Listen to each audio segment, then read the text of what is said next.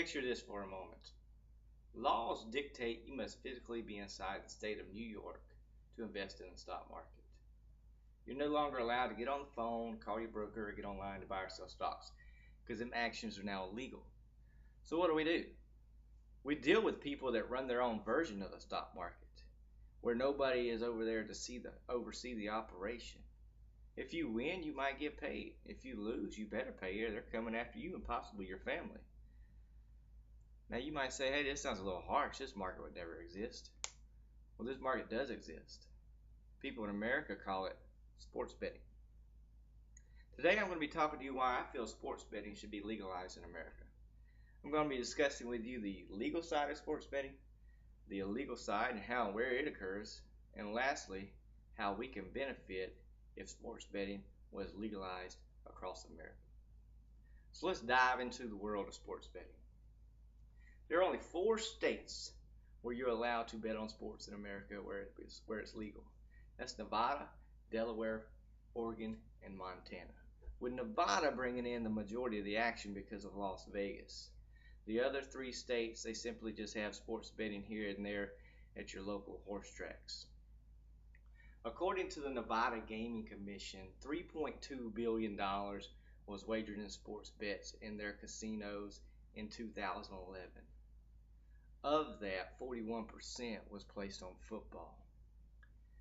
Now, just because America does not allow sports betting throughout the nation, that doesn't mean they're against gambling.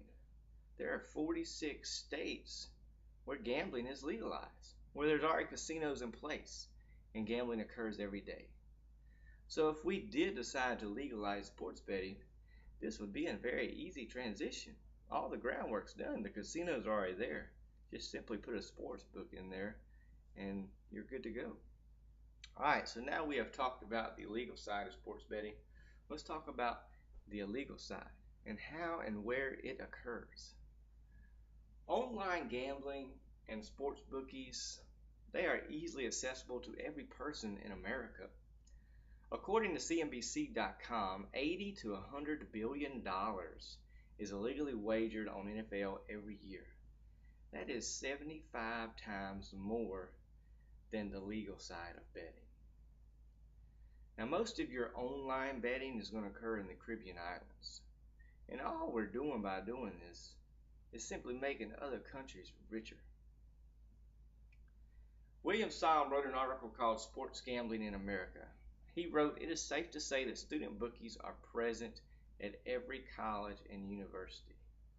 Ladies and gentlemen, if people want to gamble, they are going to find a way. Alright, now let me talk about the illegal side. What are we going to do about it? Let's legalize it. Legalizing sports betting in America would make us a lot of money. Richard McCowan wrote an article called Sports and Internet Gambling. He simply stated, we believe that the rise in popularity of legalized sports gambling will create sufficient revenue for the states as gamblers leave risky illegal establishments and offshore casinos. Simply stated, hey, you make it legal, we're going to be there and we're going to be gambling. In that same article, he wrote, due to the very nature of sports gambling, the state will likely only retain at a maximum 5% of all bets wagered.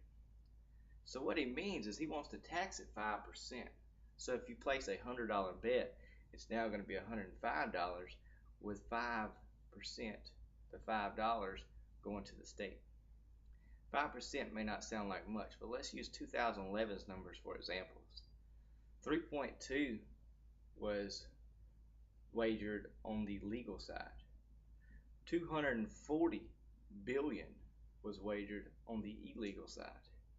5% of that's 12 billion. Ladies and gentlemen, we live in a country where we are $17 trillion in debt. 12 billion could definitely help us out and go a long way. So let's wrap up what we talked about today. We discussed why sports betting should be legal in America. I talked about the legal side of sports betting, the illegal side, where it occurs through online gambling and sports bookies, and lastly, how we could benefit from it. by taxing it 5%. Please understand that sports and gambling, they're always going to be hand in hand. They're always going to go together. These facts prove that. This money is already wagered every single day.